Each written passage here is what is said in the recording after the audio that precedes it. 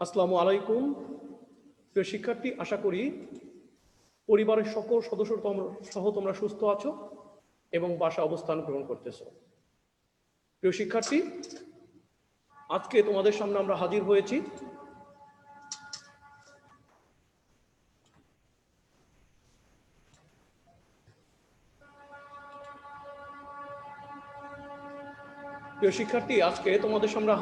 হয়েছি আমাদের হিসাব বিজ্ঞান প্রথম পত্র বইয়ের আর্থিক বিবরণী অধ্যায় নিয়ে, যেটা তোমাদের বইয়ের অষ্টম অধ্যায়ে আলোচনা করা হয়েছে। প্রিয় শিক্ষার্থী, এই অধ্যায়টি তোমাদের জন্য খুবই গুরুত্বপূর্ণ একটি অধ্যায়, কারণ তোমরা জানো যে এই অধ্যায়ে দুইটি অঙ্ক বাধ্যতামূলকভাবে তোমাদের পরীক্ষায় উত্তর করতে হয়। যেহেতু দুইটি প্রশ্নের উত্তর এই অধ্যায় বাধ্যতামূলক তোমাদের করতে হচ্ছে, সেই কারণে অবশ্যই আজকের এই অধ্যায়কে তোমাদের গুরুত্ব দিতে হবে।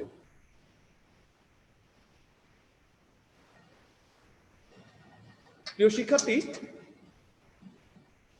আমরা জানতাম যে এর পূর্বে আমাদের যে বিশ্ববিদ্যালয় ভর্তি পরীক্ষা হতো, সেখানে শুধুমাত্র এমসিকিউ প্রশ্ন থাকতো।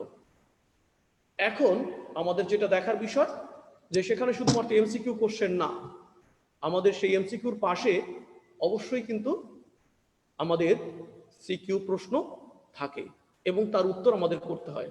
সো আমরা যে বিষয়টা তোমাদের দিয়েছি, যে এখানে আমরা কিছু তাত্ত্বিক বিষয় আলোচনা করেছি। তোমরা বলতে পারো যে আমাদের এখানে সে তাত্ত্বিক বিষয়টা নাই, পরীক্ষায় তাত্ত্বিক বিষয় আসে না, কিন্তু অ্যাকচুয়ালি কথা সেটা না। কারণ হচ্ছে আমাদের তাত্ত্বিক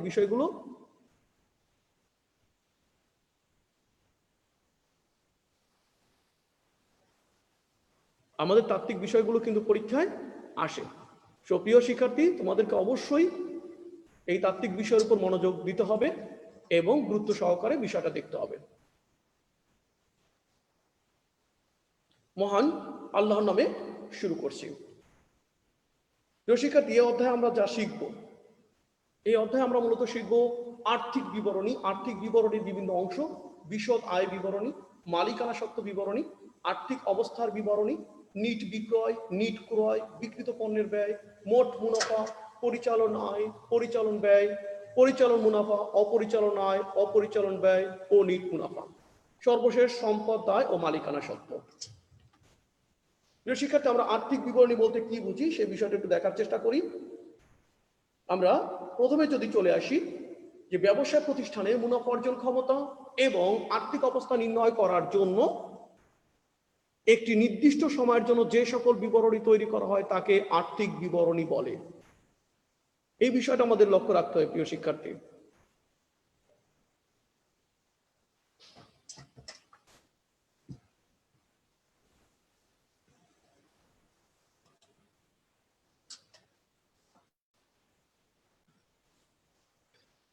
আমরা আসি যে IS 1 অনুযায়ী আর্থিক বিবরণীর 5টি অংশ রয়েছে, যেটা হচ্ছে বিশদ আয় বিবরণী, মালিকানা সত্ত্ব বিবরণী, আর্থিক অবস্থার বিবরণী, নগদ প্রবাহ বিবরণী, আর্থিক বিবরণীর সংযুক্ত নোট সহ।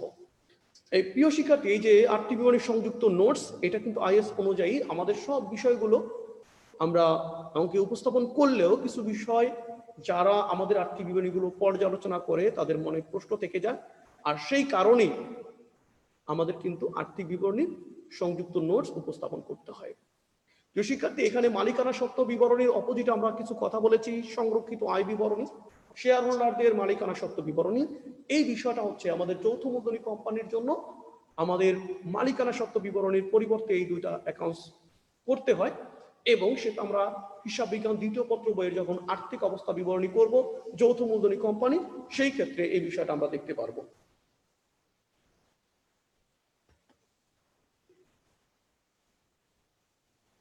যারা স্টুডেন্ট, বিশদ আয় বিবরণী বলতে আমরা কি বুঝি? বিশদ আয় বিবরণী যে কোনো নির্দিষ্ট হিসাবকালে ব্যবসায় প্রতিষ্ঠানে কত টাকা মুনাফা বা ক্ষতি হয়েছে তা জানার জন্য যে বিবরণী তৈরি হয় তাকে বিশদ আয় বিবরণী বলে। এই বিশদ আয় বিবরণীকে প্রিয় শিক্ষার্থী দুই ভাগে ভাগ করা যায়। একটা হচ্ছে এক ধাপ আয় বিবরণী, আরেকটি হচ্ছে আমাদের বহু ধাপ আয় বিবরণী। এক ধাপ আয় বিবরণী বলতে যে আয় বিবরণীতে মোট আয় হতে মোট ব্যয় বাদ দিয়ে নিট মুনাফা বা ক্ষতি নির্ণয় করা হয় তাকে এক ধাপ আয় বিবরণী বলে। সাধারণত সেবা প্রদানকারী প্রতিষ্ঠান এক ধাপ আয় বিবরণী প্রস্তুত করে থাকে। বহু ধাপ আয় বিবরণী যে আয় বিবরণীতে প্রতিষ্ঠানের নিট মুনাফা বা ক্ষতি সরাসরি নির্ণয় না করে কয়েকটি ধাপে নির্ণয় করা হয় তাকে বহু ধাপ আয় বিবরণী বলে। ব্যবসায় প্রতিষ্ঠান অর্থাৎ পণ্য ক্রয় বিক্রয়কারী প্রতিষ্ঠান বহু ধাপ আয় বিবরণী প্রস্তুত করে। প্রিয় শিক্ষার্থী, আমরা বিশদ আয় বিবরণী প্রস্তুত প্রণালীটা একটু দেখার চেষ্টা করি, যেখানে এক ধাপ আয় বিবরণীর ক্ষেত্রে আমরা পাচ্ছি আয় সমূহ আর ব্যয় সমূহ। জাস্ট বুঝে নেই যে আয়গুলো থেকে যদি আমি ব্যয়গুলো বাদ দিয়ে দেই তাহলে আমি পেয়ে যাচ্ছি এক ধাপ আয় বিবরণী নিট মুনাফা। শুধু আমাকে জানতে হচ্ছে আয় কতগুলো, কোন কোন উপাদানগুলো প্রতিষ্ঠানের আয় এবং কোনগুলো হচ্ছে ব্যয়। বহু ধাপ আয় বিবরণীর ক্ষেত্রে অবশ্যই আমাদের কিছু উপাদান মাথায় রাখতে হবে। সেটা হচ্ছে নাম্বার 1 নিট বিক্রয়, অবশ্যই নিট বিক্রয়ের স্বচ্ছ ধারণা আমাদের থাকতে হবে। নাম্বার 2 নিট ক্রয়। নাম্বার 3 বিক্রিত পণ্যের ব্যয় মোট লাভ। এখানে একটু বলি যে এই বিক্রয় নিট বিক্রয় থেকে বিক্রিত পণ্যের ব্যয় বাদ দিলে আমরা পেয়ে যাচ্ছি মোট লাভ। পরিচালন ব্যয়, মোট লাভ থেকে পরিচালন ব্যয় যদি বাদ দেওয়া হয় সেক্ষেত্রে পেয়ে যাব পরিচালন মুনাফা। আমাদের জানতে হচ্ছে অপরিচালন আয়, অপরিচালন ব্যয়, সর্বশেষ আমরা পাচ্ছি নিট মুনাফা। এই পরিচালন মুনাফার সাথে আমরা অপরিচালন আয় যোগ করি এবং অপরিচালন ব্যয় বাদ দিই। আর এই অপরিচালন আয় এবং অপরিচালন ব্যয় বাদ দেওয়ার পরে যে রেজাল্ট আমরা পাচ্ছি ডিয়ার স্টুডেন্ট, সেটাকেই বলছি আমরা নিট মুনাফা। এক্ষেত্রে যদি নেগেটিভ রেজাল্ট চলে আসে সেটাকে আমরা নিট ক্ষতি বলতে পারি। পরিচালন আয় বলতে ডিয়ার স্টুডেন্ট আমরা কি বুঝবো? পরিচালন আয় বলতে আমরা কি বুঝি? পরিচালন আয় ব্যবসায় নিয়মিত স্বাভাবিক কার্যক্রমের দ্বারা যে আয় অর্জিত হয় তাই পরিচালন আয়। ব্যবসায়ের নিয়মিত স্বাভাবিক কার্যক্রম দ্বারা যে আয় অর্জিত হয় তাই পরিচালন আয়। পরিচালন ব্যয় ব্যবসায়ের দৈনন্দিন কার্য সচল রাখতে যে ব্যয় সংগঠিত হয় তাই পরিচালন ব্যয়। পণ্য তৈরি বা ক্রয় হতে বিক্রয় সম্পূর্ণ হওয়া পর্যন্ত সকল ব্যয়ই পরিচালন ব্যয়। বুঝতে হবে যে পণ্য তৈরি বা ক্রয় থেকে শুরু করে আমাদের যে ব্যয়গুলো সংগঠিত হচ্ছে বিক্রয় হওয়া পর্যন্ত সবটাই কিন্তু পরিচালন ব্যয়। যার স্টুডেন্ট, অপরিচালন আয় বলতে আমরা কি বুঝি? যে আয় ব্যবসার অভ্যন্তরীণ কার্য হতে প্রাপ্ত নয় এবং স্বাভাবিক কর্মকাণ্ডকে প্রভাবিত করে না তাই অপরিচালন আয়। তাহলে অপরিচালন ব্যয়টা কি? ব্যবসায় দৈনন্দিন কর্মকাণ্ড পরিচালনার ক্ষেত্রে যে ব্যয় কোনো প্রভাব ফেলে না তাই অপরিচালন ব্যয়। মূলত আমরা দৈনন্দিন কার্যক্রম করতে যে ব্যয়টা প্রভাব ফেলে না কিন্তু আমাদের কিছু ব্যয় হয়ে যায় বা কিছু ব্যয় করতে হয়, ওই ব্যয়গুলোকে আমরা বলতে পারি অপরিচালন ব্যয়। আর ঠিক অপরিচালন আয়টা হচ্ছে আমরা যে অভ্যন্তরীণ কার্য করি তা থেকে প্রাপ্ত নয়, এটা অভ্যন্তরীণ কাজ বাদে অতিরিক্ত আমাদের কোনো আয় হতে পারে, সেটাকে আমরা বলতে পারি অপরিচালন আয়। আয় বিবরণীর নমুনা ছক। ডিয়ার স্টুডেন্ট, আয় বিবরণীর নমুনা ছক আমরা দেখানোর চেষ্টা করেছি এক ধাপ আয় বিবরণী, যেখানে শুধুমাত্র আমরা বলেছি আয় সমূহ এবং ব্যয় সমূহ ধারণা থাকলেই চলবে। প্রথম আমরা আয় সমূহ দিব, সেখান থেকে বাদ ব্যয় সমূহ, রেজাল্ট পজিটিভ হলে নিট লাভ, রেজাল্ট নেগেটিভ হলে নিট ক্ষতি। বহুধাপ আয় বিবরণী। ডিয়ার স্টুডেন্ট, বহুধাপ আয় বিবরণীর ক্ষেত্রে আমরা আগেই বলেছি সেবামূলক প্রতিষ্ঠান মূলত এক ধাপ আয় বিবরণী প্রস্তুত করে। তারা যদি প্রস্তুত করে সেই ক্ষেত্রে নিম্নোক্ত ভাবে করতে হবে সেবা আয় বা পরিচালন ব্যয় সমূহ, আমরা পেয়ে যাব পরিচালন মুনাফা। ডিয়ার স্টুডেন্ট, যোগ করব অপরিচালন আয়, বাদ দিব অপরিচালন ব্যয়, রেজাল্ট পজিটিভ হলে নিট লাভ, রেজাল্ট যদি নেগেটিভ হয় সেই ক্ষেত্রে নিট ক্ষতি হিসাবে বিবেচনা করতে হবে। বহুধাপ আয় বিবরণী, যেটা আমরা আগেই বলেছি ব্যবসায়ী প্রতিষ্ঠান বা অন্য ক্রয় বিক্রয়কারী প্রতিষ্ঠান বহুধাপ আয় বিবরণী প্রস্তুত করে। এখানে একাধিক ধাপের মাধ্যমে নিট লাভ বের করতে হয়। আমরা ধাপগুলো দেখব। প্রথমে নিট বিক্রয় আয়, সেখান থেকে আমরা বাদ দিব বিক্রিত পণ্যের ব্যয়, পেয়ে যাব মোট লাভ। যোগ করব পরোক্ষ পরিচালন আয়। ডিয়ার স্টুডেন্ট, এটা কিছু কিছু বইয়ে এখানে যোগ করেছে, কিছু কিছু বইয়ে পরোক্ষ পরিচালন আয়কে অন্যান্য আয়ের মধ্যে অন্তর্ভুক্ত করে দিয়েছে। তোমাদের যেটা সুবিধা, কারণ এখানে মোট লাভের সাথে পরোক্ষ পরিচালন আয় যোগ করলে কোনো নতুন ফল আসে না, কিন্তু সর্বশেষ যেই রেজাল্ট আমাদের পরিচালন মুনাফা বের করি সেখানে কিছুটা পরিবর্তন হয়, এখানে কম দেখানো হয়। তো প্রকৃত পরিচালন মুনাফা দেখানোর জন্য পরোক্ষ পরিচালন আয়টা আমরা এখানে যোগ করতে পারি। বাদ পরিচালন ব্যয়, পরিচালন ব্যয়কে ডিয়ার স্টুডেন্ট আমরা দুই ভাগে ভাগ করতে পারি। একটা হচ্ছে অফিস ও প্রশাসনিক খরচ, নাম্বার 2 বিক্রয় ও বিতরণ খরচ। এই দুটো যোগ করলে মোট পরিচালন ব্যয়। আর মোট পরিচালন ব্যয় আমরা যদি বাদ দিয়ে দিই, যে উপরের মোট লাভ যোগ পরোক্ষ পরিচালন আয়ের যোগফল থেকে বাদ দেই, রেজাল্ট পজিটিভ, মানে হচ্ছে আমাদের পরিচালন মুনাফা। নেগেটিভ আসতে পারে, আসার সম্ভাবনা রেয়ার কেস। যোগ অপরিচালন আয় বাদ অপরিচালন ব্যয় আমরা পেয়ে যাব নিট লাভ বা নিট ক্ষতি। পজিটিভ হলে নিট লাভ, নেগেটিভ হলে নিট ক্ষতি বা কর পূর্ব নিট লাভ। এই বিষয়টা হচ্ছে কর পূর্ব নিট লাভ যেটা আসবে আমার প্রথম পত্রের ক্ষেত্রে এটার প্রয়োজন নেই, কারণ আমরা জানি যৌথ মূলধনী কোম্পানিকে বাধ্যতামূলকভাবে সরকারকে ট্যাক্স দিতে হয় এবং আর্থিক অবস্থার বিবরণীকে নিরীক্ষা করতে হয়। সো এই কারণেই তাকে যেহেতু ট্যাক্স দিতে হয়, প্রত্যেক বছর লাভের অংশ থেকে ট্যাক্সের টাকাটা কেটে রাখা, সেজন্য তারা সরাসরি নিট লাভ বা নিট ক্ষতি না বলে তারা বলবে কর পূর্ব নিট লাভ, সেখান থেকে বাদ দিবে বাদ নতুন আয়কর সঞ্চিতি, চলে আসবে কর বাদ নিট লাভ। এই অংশটুকু আমাদের হিসাব বিজ্ঞান দ্বিতীয় পত্র বইয়ের জন্য, যেটা যৌথ মূলধনী কোম্পানির জন্য আর্থিক বিবরণী প্রস্তুত করলে সেই আয় বিবরণীতে আমরা এটা দেখাবো। ডিয়ার স্টুডেন্ট, প্রত্যক্ষ পরিচালন আয়গুলো হচ্ছে আমাদের দুইটা, এক নম্বর হচ্ছে বিক্রয়, নাম্বার 2 সেবা। এই দুইটা হচ্ছে আমাদের মূলত প্রত্যক্ষ পরিচালন আয়। আমরা নিট বিক্রয় আয় কি করে পাবো সেটা একটু দেখার চেষ্টা করি। নিট বলতে এই যে বিক্রয় আয় আমরা বলেছি, এই বিক্রয় আয়ের সাথে কোন কোন উপাদানগুলো যোগ হবে, কোন কোন উপাদানগুলো বাদ যাবে, সেটা আমাকে যোগ বা বিয়োগ করতে হবে। প্রথমে যোগ করতে হয় অলিখিত বিক্রয়, তারপরে যোগ করি বিক্রয় মূল্যে পণ্য উত্তোলন। মালিক কারবার থেকে পণ্য নিবে, এটাই স্বাভাবিক, সেটাকে আমরা উত্তোলন বলবো। যদি কখনো সে বিক্রয় মূল্য পণ্য উত্তোলন করে, সেটাকে অবশ্যই আমাদের বিক্রয়ের সাথে যোগ করতে হবে, এই বিষয়টা খেয়াল রাখবা। তখন জাবেদা হচ্ছে উত্তোলন ডেবিট, বিক্রয় ক্রেডিট। সো বিক্রয়ের সাথে আমরা এটা যোগ করবো। বাদ বিক্রয় ফেরত বা আন্তঃফেরত বা ফেরত ডেবিট। যারা স্টুডেন্ট, তোমাদের রেওয়া মিলে ফেরত নামে টাকা ডেবিটে থাকতে পারে, ক্রেডিটে থাকতে পারে। যদি ডেবিটে যে টাকাটা থাকবে সেটাই মূলত বিক্রয় ফেরত। বাদ বিক্রয় বার্তা বা কারবারি বার্তা, রেওয়া মিলে কারবারি বার্তা নামে টাকা ডেবিটে থাকতে পারে এবং ক্রেডিটে থাকতে পারে। ডেবিটে যে কারবারি বার্তাটা থাকবে বা ব্যবসায়িক বার্তা থাকবে, সেটাকে আমরা বিক্রয় বার্তা হিসাবে ধরে নিব। বাদ মুনাফাবিহীন পণ্য বিক্রয়, বাদ ফেরত শর্তে পণ্য বিক্রয়, বাদ সম্পত্তি বিক্রয় যদি অন্তর্ভুক্ত থাকে, বাদ ভ্যাট যদি অন্তর্ভুক্ত থাকে। যারা স্টুডেন্ট, এখানে বলেছি ফেরত শর্তে পণ্য বিক্রয়। আমরা অনেক ক্ষেত্রে নতুন প্রোডাক্ট মার্কেটে নিয়ে আসলে আমরা কি করি, আমরা বিক্রেতার কাছে ক্রেতার কাছে পণ্যটা দিয়ে আসি, বলি যদি বিক্রয় না হয় আপনি ফেরত দিবেন, কিন্তু প্রোডাক্ট আমরা তাকে দিয়ে আসি অনগদ, তার থেকে কোনো টাকা আমরা নিই না। এই কারণে এটা আমরা ধারে বিক্রয়। সেই কারণে আমাদের অবশ্যই এই যে মুনাফা, আমাদের যদি ফেরত শর্তে পণ্য বিক্রয় থাকে, সেটা অবশ্যই আমাদের কি করতে হবে, বিক্রয় থেকে বাদ দিতে হবে। কারণ হচ্ছে আমরা ধরে নিব যে ওই প্রোডাক্টটা বিক্রি হয়নি।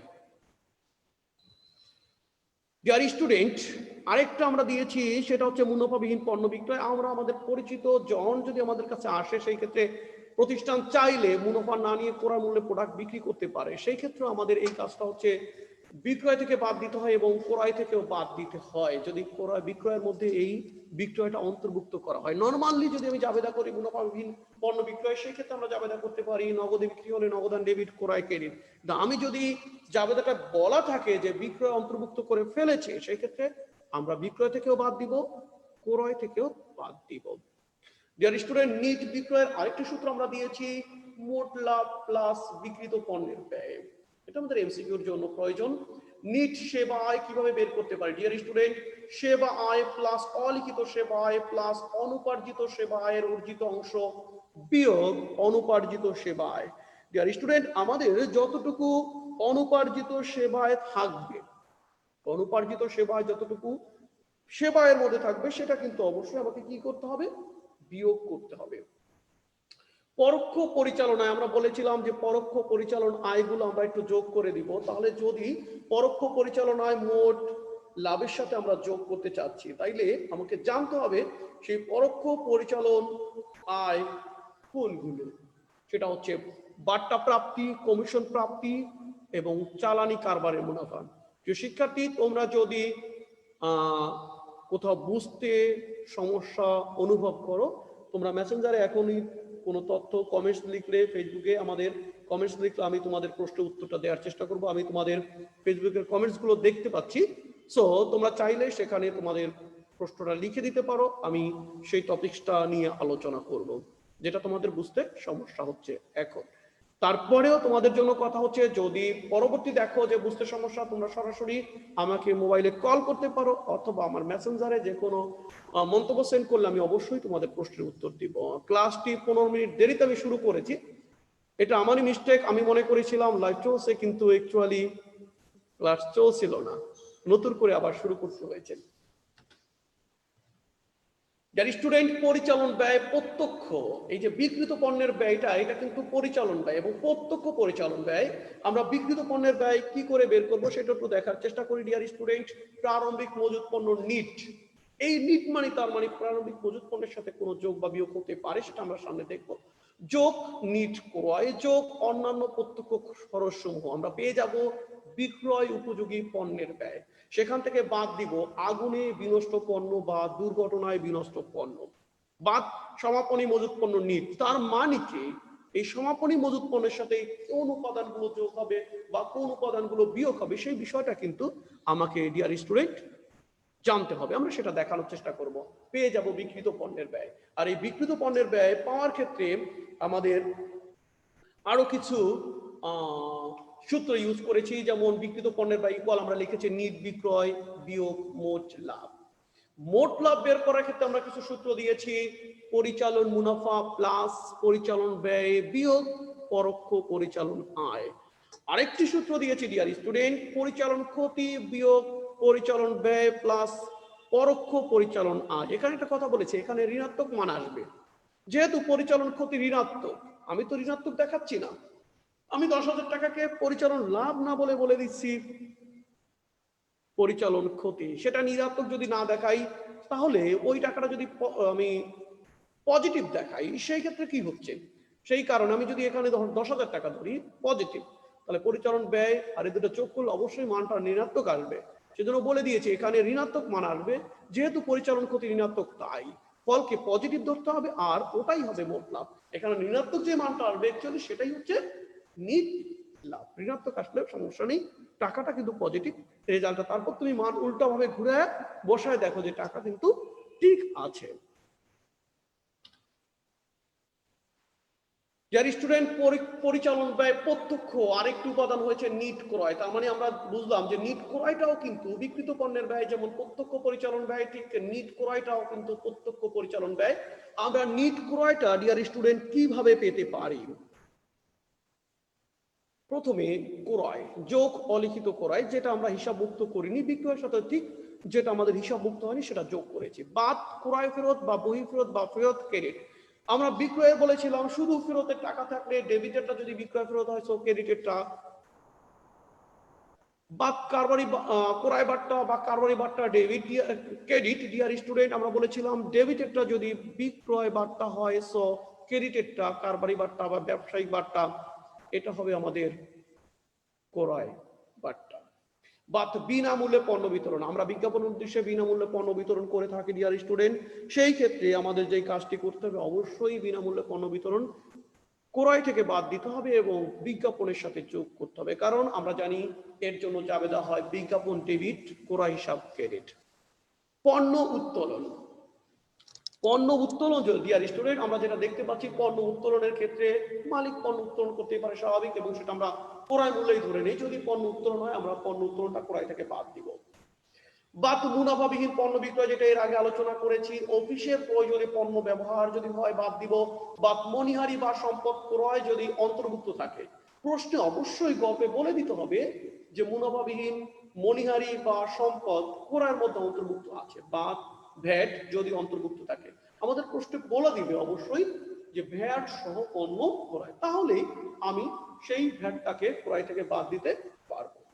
নিট ক্রয় বের করার জন্য প্রিয় শিক্ষার্থী আমরা আরেকটি সূত্র দিয়েছি, বিক্রিত পণ্যের ব্যয় প্লাস নিট সমাপনী মজুত পণ্য বিয়োগ অন্যান্য প্রত্যক্ষ খরচ সমূহ বিয়োগ প্রারম্ভিক মজুত পণ্য। এই সূত্রের মাধ্যমে কিন্তু প্রিয় শিক্ষার্থী আমরা আমাদের নিট ক্রয়কে বের করতে পারবো।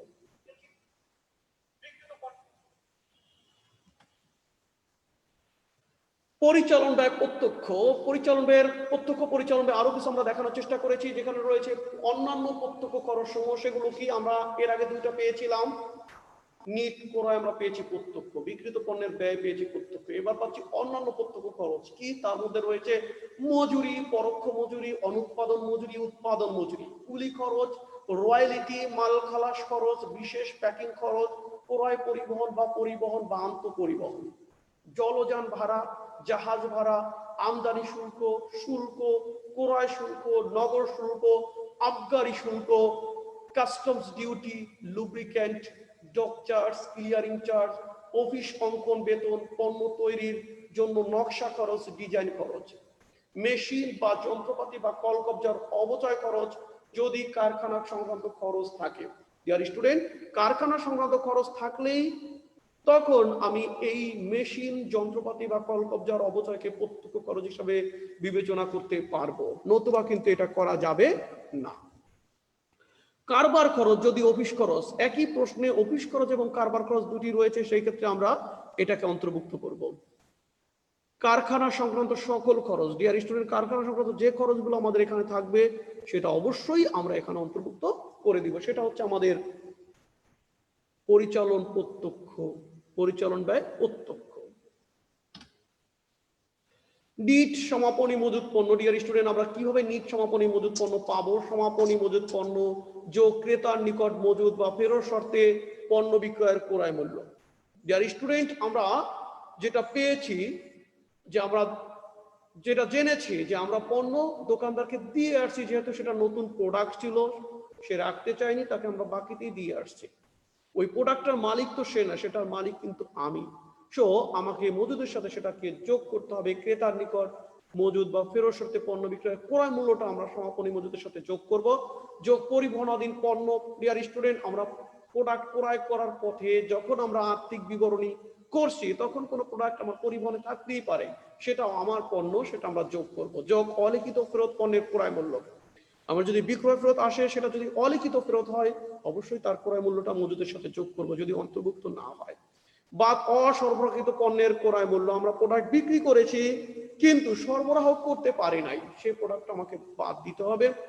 বাদ অব্যবহৃত মণিহারি যদি সমাপনী মজুদের অন্তর্ভুক্ত থাকে। বাদ আগুনে বিনষ্ট পণ্য যদি মজুদ পণ্য গণনার পর পুড়ে যায়। ডিয়ার স্টুডেন্ট, সমাপনী মজুদ পণ্য থেকে আমরা আগুনে বিনষ্ট পণ্য তখনই বাদ দিব যেখানে আমি নিশ্চিত হব যে পণ্য আগুনে পুড়ে যে গিয়েছে সমাপনী মজুদ গণনার পরে। ব্যবস্থাপকের কমিশন, ডিয়ার স্টুডেন্ট, আমাদের বের করতে বলে অনেক সময় ব্যবস্থাপকের কমিশন আমরা কিভাবে বের করব? মোট লাভ বিয়োগ পরিচালন ব্যয় কমিশন ব্যতীত যোগ অপরিচালন আয় বিয়োগ অপরিচালন ব্যয় গুড পার্সেন্ট। যদি 5% বলে 5%, 10% বলে 10%, এখানে পার্সেন্ট আমরা দিতে পারবো। যদি কমিশন চার্জ করার পূর্ববর্তী মুনাফার উপর ধার্য করার কথা বলে, এখানে মাথায় রাখতে হবে যে প্রশ্নে বলেই দিবে যে এই কমিশনটা হবে কমিশন চার্জ করা পূর্ববর্তী মুনাফার উপর, সরাসরি আমরা পার্সেন্ট ধরতে পারবো। যদি বলে দেয় যে কমিশন চার্জ করার পরবর্তী মুনাফার উপর ধার্য করতে, সেই ক্ষেত্রে নিম্নোক্ত সূত্রটা ইউজ করব, জাস্ট যে বিয়োগটা করেছি সেটা আমাদের ঠিক থাকবে, শুধুমাত্র যে কাজটি করতে হবে গুণ পার্সেন্ট, যেমন 10%, নিচে হবে 100 যোগ 10, তার মানে 110% দিয়ে ভাগ করব, 10% দিয়ে গুণ করব, 110% দিয়ে ভাগ, তার মানে এখানে যে পার্সেন্ট বলতে এখানে আমরা দিব 10 আর এখানে নিচে দিব 110, এখানে পার্সেন্টটা থাকবে না। এই বিষয়টা আশা করি বুঝাতে পেরেছি। যদি কমিশন চার্জ করার পরবর্তী মুনাফার উপর ধার্য করতে বলে। পরিচালন ব্যয় প্রত্যক্ষ, আরেকটি পরিচালন ব্যয় প্রত্যক্ষ রয়েছে, যেটা প্রারম্ভিক মজুত পণ্য নিট বের করতে আমরা জানি যে প্রারম্ভিক মজুত পণ্য আমাদের প্রত্যক্ষ পরিচালন ব্যয়, সেটা হচ্ছে প্রারম্ভিক মজুত বিয়োগ প্রারম্ভিক মণিহারি যদি অন্তর্ভুক্ত থাকে। ডিয়ার স্টুডেন্ট, আগুনে বিনষ্ট সংক্রান্ত একটি কথা আমরা বলেছি যে আগুনে বিনষ্ট পণ্য সব সময় বিক্রয় উপযোগী পণ্যের ব্যয় হতে বাদ যাবে, সব সময় বিক্রয় উপযোগী পণ্যের ব্যয় হতে বাদ যাবে। সমাপনী মজুত পণ্য থেকে বাদ যাবে তখনই যদি মজুত পণ্য গণনার পর পুড়ে যায়। মজুত পণ্য গণনার পর পুড়ে গেলে আমাদের তখনই সমাপনী মজুত পণ্য থেকে বাদ দিতে হবে। চালানি কারবারে প্রেরিত পণ্যের লাভ বা ক্ষতি। চালানি কারবারটাকে, প্রিয় শিক্ষার্থী, চালান দিয়ে যে কারবার, মূলত আমি কাউকে প্রোডাক্ট পাঠিয়েছি, সে কোনো টাকা পয়সা আমাকে দেয়নি, তার সাথে কথা সে প্রোডাক্ট বিক্রি করে তার কমিশন রেখে বাকি টাকা আমাকে দিবে। এই যে আমি তার চালান বাদে আমি প্রোডাক্ট পাঠালাম, এই জন্য এটাকে বলা হয় চালানি কারবার। সেক্ষেত্রে আমাদের প্রতিষ্ঠানের লাভ বা ক্ষতি নির্ণয় করতে হয়। লাভের ক্ষেত্রে বা ক্ষতির ক্ষেত্রে সূত্র হচ্ছে এরকম: চালানি কারবারের পণ্য বিক্রয় বিয়োগ চালানি কমিশন বিয়োগ চালানি কারবারে প্রেরিত পণ্যের মূল্য। যদি পজিটিভ সেই ক্ষেত্রে আমরা লাভ ধরে নিব, যখন নেগেটিভ হবে সেই ক্ষেত্রে আমাদের ক্ষতি ধরতে হবে। চালানি প্রতিনিধির নিকট পাওনা বা প্রাপ্য চালানি কারবার, আমরা যে যার কাছে প্রোডাক্টটা পাঠালাম তার কাছে কত টাকা আমি দাবি করতে পারবো বা কত টাকা আমি পাবো। সূত্র হচ্ছে চালানি কারবারের পণ্য বিক্রয় বিয়োগ চালানি কমিশন, তার কমিশনটা বাদ দিলে বাকি টাকা তার কাছে আমি প্রাপ্য হব।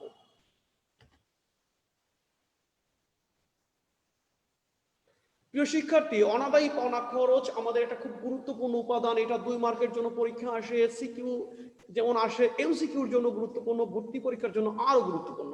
কিভাবে অনাদায়ী পাওনা খরচ বের করতে হয়?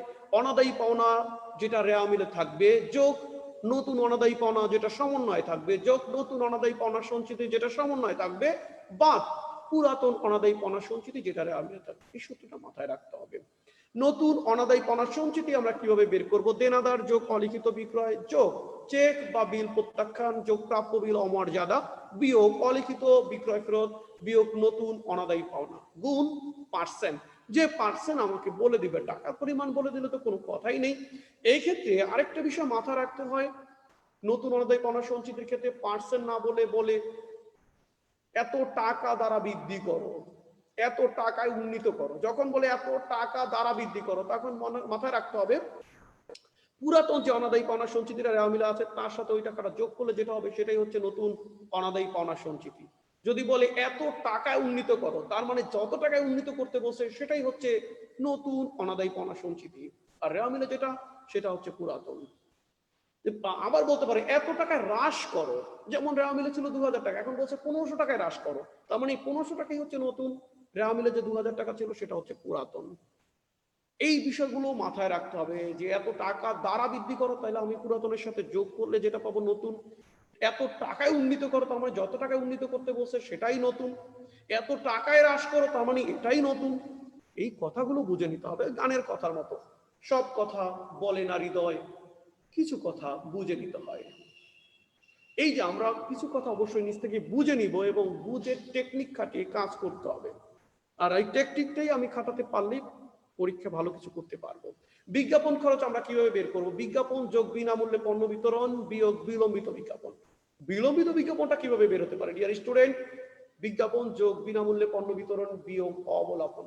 এখানে একটু কথা বলি ডিয়ার স্টুডেন্ট, প্রশ্ন অনেক ক্ষেত্রে অংশ বলে দেয়, যেমন বলে দেয় 4/3 অংশ অবলোপন করো, 4/3 অংশ অবলোপন।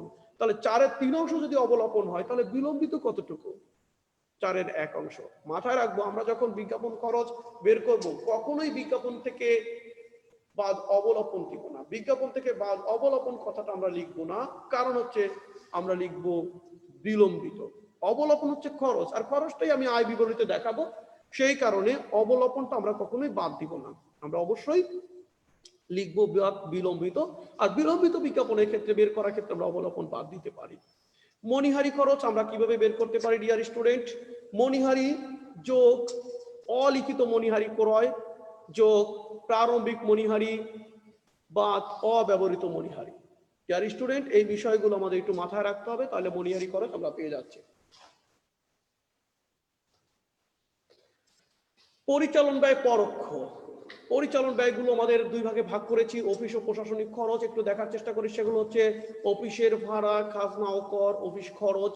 অফিস কর্মচারীর বেতন, বোনাস, ব্যবস্থাপকের বেতন বা কমিশন, পরিচালকের বেতন বা সম্মানী, সাপ্লাইজ খরচ বা ছাপা ও মণিহারি, টেলিফোন বিল, উপযোগ খরচ বা অফিস বিদ্যুৎ বিল, অফিস সম্পত্তির অবচয় বা স্থায়ী সম্পদের মেরামত ব্যয়, ডাক ও তার কর ও অবিকর, নিরীক্ষা ফিস ও আইন খরচ, অফিস কার্যের ভ্রমণ ভাতা বা যাতায়াত খরচ, আপ্যায়ন খরচ বা সভা খরচ, দপ্তর ও সাধারণ খরচ, অদৃশ্যমান সম্পত্তির অবলোকন।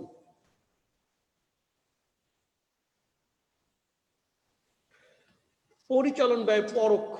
পরোক্ষ কিছু পরিচালন ব্যয় আমাদের যেটা রয়েছে সেটা হচ্ছে, আরেকটা রয়েছে বিক্রয় বিতরণ বা বন্টন খরচ, যার মধ্যে রয়েছে বিক্রয় কর্মীর বেতন বা বোনাস, স্টোরম্যানের বেতন, বিক্রয় ব্যবস্থাপকের বেতন বা কমিশন, ভ্রমণকারীর বেতন বা বোনাস, বিক্রয় প্রতিনিধির বেতন বা কমিশন, বাজারজাতকরণ খরচ, বিক্রয় পরিবহন, প্যাকিং খরচ বা প্যাকিং এর জন্য ব্যবহৃত মালামাল। ডিয়ার স্টুডেন্ট, বিশেষ প্যাকিং খরচ কিন্তু আমাদের প্রত্যক্ষ পরিচালন ব্যয়, এটা মাথায় রাখতে হবে।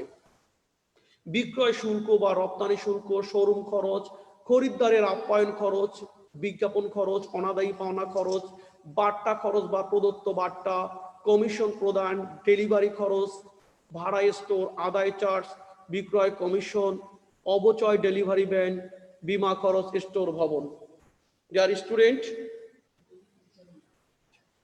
স্টুডেন্ট, আশা করি তোমরা এই বিষয়টা বুঝতে পেরেছো। আমরা আজকে আর বেশি সামনে আগাবো না, জাস্ট আজকে আয় বিবরণী উপাদানগুলোই নিয়ে থাকবো। অপরিচালন আয়গুলো হচ্ছে স্থায়ী সম্পদের বিক্রয়জনিত লাভ, বিনিয়োগের সুদ, সুদ আয়, প্রদত্ত ঋণের সুদ, ব্যাংক জমার সুদ, উত্তোলনের সুদ, প্রাপ্ত লভ্যাংশ, শিক্ষানবিশ সালামি, উপভাড়া, ভাড়া, আয়, শেয়ার হস্তান্তর, ফিস, অনাদায়ী পাওনা আদায়। অপরিচালন ব্যয়ের মধ্যে রয়েছে স্থায়ী সম্পদ বিক্রয়জনিত ক্ষতি, ঋণের সুদ, মূলধনের সুদ, সুদ খরচ, ব্যাংক জমাতিরিক্তের সুদ, ব্যাংক চার্জ, শিক্ষানবিশ ভাতা, আগুনে বিনষ্টজনিত ক্ষতি, বিবিধ ক্ষতি, চালানি কারবারের ক্ষতি, চুরি বা দুর্ঘটনাজনিত ক্ষতি। স্থায়ী সম্পদ বিক্রয়জনিত লাভ বা ক্ষতি বের করার ক্ষেত্রে আমরা এই সূত্রটা ব্যবহার করতে পারি। প্রিয় শিক্ষার্থী, সম্পদের বিক্রয় মূল্য বিয়োগ সম্পদের পুস্তক মূল্য, ঋণাত্মক যদি হয় তাহলে ক্ষতি, সম্পদের বিক্রয় মূল্য প্লাস পুঞ্জীবিত অবচয় বিয়োগ সম্পদের ক্রয় মূল্য। আমাদের কাছে যদি পুস্তক মূল্য বের করা থাকে উপরের সূত্রটা ব্যবহার করব, যদি পুস্তক মূল্য বের করা না থাকে নিচের সূত্রটা ব্যবহার করতে পারি। সর্বশেষ সম্পদের পুস্তক মূল্য ইকুয়াল আমরা বলতে পারি সম্পদের ক্রয় মূল্য বিয়োগ পুঞ্জীবিত অপচয়।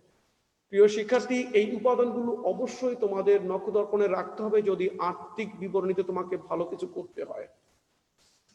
প্রিয় শিক্ষার্থী, আজকে আমরা আলোচনা এখানেই রাখবো। যে পর্যন্ত আলোচনা করেছি আশা করি তোমরা ভাষায় ভালোভাবে প্র্যাকটিস করবা। আমরা আগামী তাত্ত্বিক ক্লাসে অবশ্যই পরবর্তী আর্থিক অবস্থার বিবরণী সংক্রান্ত বা মালিকানা সত্ত্ব বিবরণী সংক্রান্ত উপাদানগুলো নিয়ে আলোচনা করব। তোমাদের কোথাও কোনো বুঝতে সমস্যা হলে তোমরা সরাসরি আমার সাথে ফোনে কথা বলো অথবা আমার মেসেঞ্জারে কোনো মন্তব্য দিলে আমি আবারও বলছি তোমাদের প্রশ্নের উত্তর দিব। কিন্তু ক্লাসটা মন দিয়ে করতে হবে, ভিডিওটা তোমরা মন দিয়ে দেখো। সবাই সুস্থ থাকো, ভালো থাকো। বিনা প্রয়োজনে আমরা ঘরের বাইরে যাব না, যদি একান্ত যেতেই হয় অবশ্যই মাস্ক ব্যবহার করব। আল্লাহ হাফেজ। আসসালামু আলাইকুম ওয়া রাহমাতুল্লাহি ওয়া বারাকাতুহু।